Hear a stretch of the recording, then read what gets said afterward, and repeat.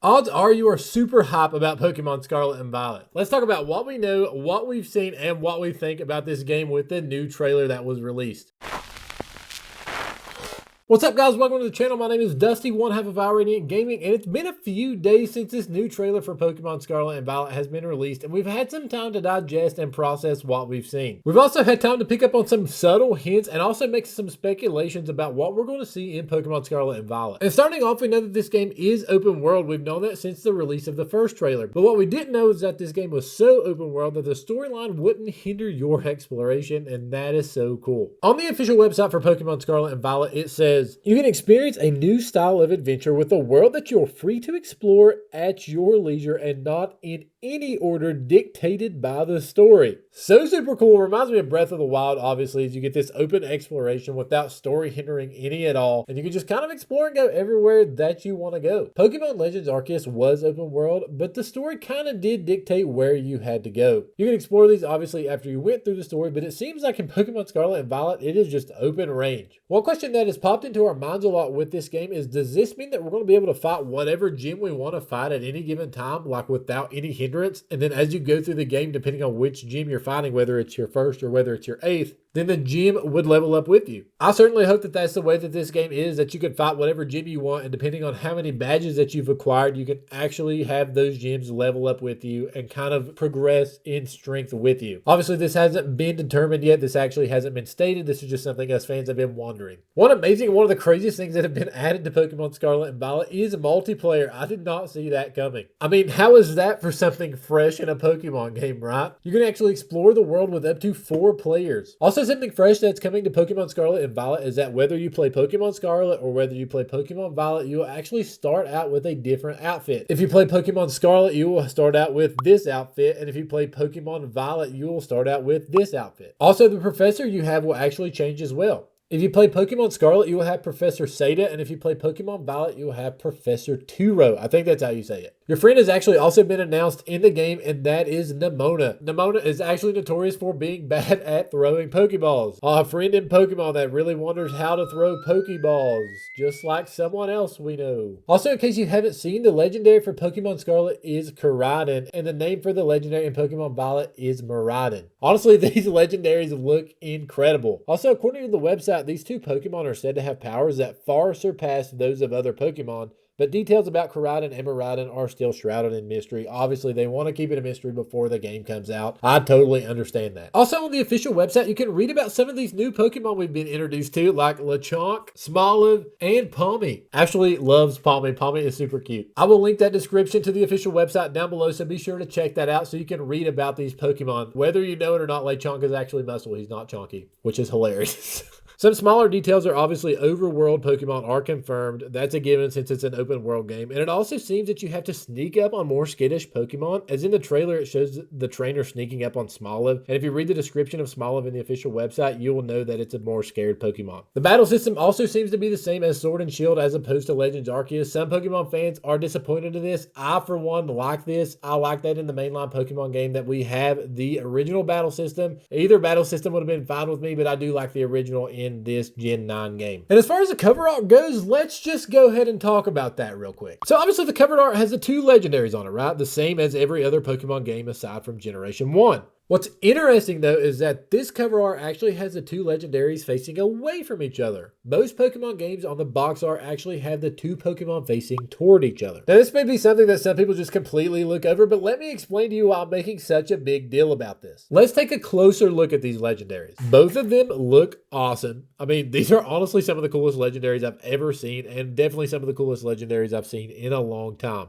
Koraidon seems to be a play on an ancient dinosaur type creature, while Miraidon seems to be a futuristic dinosaur kind of creature. Either way, it seems that it's a clear representation of the past and the future. This is why it seems important that they are facing opposite ways. Why is that? One interesting thing to note if you don't know is that Junichi Masuda, co-founder of Game Freak, the developer of Pokemon, just stepped away from his managing editor position into a new role. It seems to me that this cover art not only symbolizes that these games could include the past and future elements, but that this game really is the passing of the torch that we've heard about for so long. Kind of bittersweet, but honestly, I love that. And while we're at it, let's take a closer look at these legendaries. There are some smaller details you may have missed. Take a closer look at their chest areas. Miraidon has some sort of Spyro fast track design on his chest, as well as what seems to be turbines for legs, while Koraidon has what seems to have what really looks like to me a wheel on its chest. So you're like, Dusty, what the heck do you mean by that? What a lot of Pokemon fans are speculating is that riding these Pokemon will be like riding motorcycles. Not only will you be able to ride these Pokemon in this game, but that you will be able to ride them like a motorcycle. Again, this is speculation. Take it with a grain of salt. Will riding motorcycles be an aspect in this game? I don't know, but that would be pretty cool. Throughout this new trailer, we do see what seems to be flags that look like racing flags, and the Pokemon centers kind of look like gas stations. And I mean, you can't argue with the fact that if you turn these legendaries sideways, you could totally ride them like a motorcycle. I mean, why else would Koraidon have a wheel on its chest, and then Miraidon have the Spyro-looking fast track on its chest, and they're standing like this? It just makes too much sense. Another thing that has been floating around that is speculative about this game is this new twist that has been teased since the release of Scarlet and Violet. A lot of people just wrote this off as the open world being the new twist, and a lot of people have said that the multiplayer aspect that they released is the new twist, but a lot of Pokemon fans are still hanging on to this speculation. And it actually has stuck out to me, and it's that people have speculated that there will be 3 types for Pokemon. So like a Pokemon could be electric type, fire type, and bug type rather than just your 2 types, which would be crazy. And one thing that people say supports this is when it shows what we assume is the gym, it actually shows 3 colors inside the gym. Now, this is probably far-fetched, but I mean, it kind of makes sense. I get where they're coming from. The 3 colors could symbolize 3 types. It's kind of a stretch, but hey, they could be onto something. I personally think that would be an awesome new twist. It's a huge, huge speculation. Again, take that with a grain of salt, but it would be pretty cool. I'm already bad at type advantages, so I would probably be wrecked in every battle, but still, it would be cool.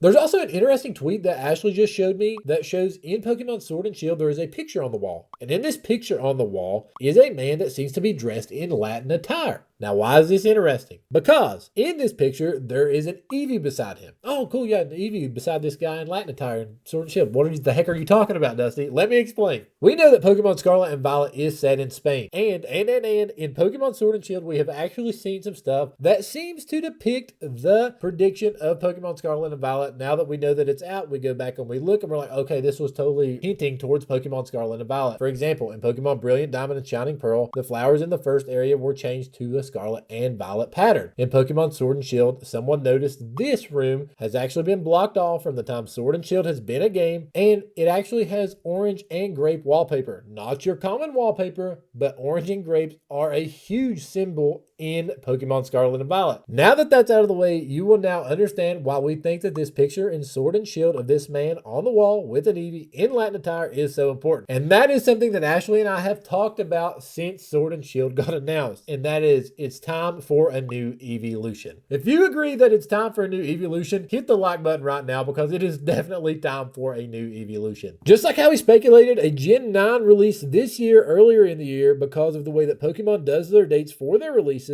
the stars are also kind of aligning for a new Eeveelution. Eeveelutions have been released in Gen 1, Gen 2, Gen 4, and Gen 6. We are coming up on Gen 9. So I feel like if we're going to have a new Eeveelution, now would be the time. Could this subtle picture on the wall in Sword and Shield, since we have seen some depictions of Scarlet and Violet clearly in Sword and Shield and in BDSP, be a hint at a new Eeveelution in Scarlet and Violet? I'm just going to call it. I believe we're going to have a new Eeveelution in Pokemon Scarlet and Violet. I'm not usually one to make bold predictions like this, but I feel like it just makes too much sense to have an Eeveelution now. If this game is the passing of the torch, if this game is going to be as huge as we think it's going to be, an Eeveelution will be perfect. If you think there's going to be a new Eeveelution, definitely drop in the comment section below what Eeveelution you would like to see in Pokemon Scarlet and Violet. I would love to know. Personally, Ashley and I both want to see a ghost type Eeveelution. I think that would be way too cool, and she loves that idea. I personally do too. I would be fine with even like a rock type Eeveelution. I think that would be awesome, or a steel type, or even a dragon type. I know that that's a far stretch, but I would love to see it, and maybe it's just me hoping to see one, and knowing that Eevee is Ashley's favorite Pokemon, wanting her to have a new Eeveelution to love, I would love that to happen, and I really think it's going to happen. If I'm wrong, I'm sorry. If you guys like this video, be sure to hit the like button, also subscribe and turn on the bell so you don't miss a video. Also, be sure to check out my wife Ashley and I's other videos on our channel. Here we have an awesome time, and we would love for you guys to hang out with us here more. This is one half of Our Gaming signing off. Everyone have an awesome day, and God bless.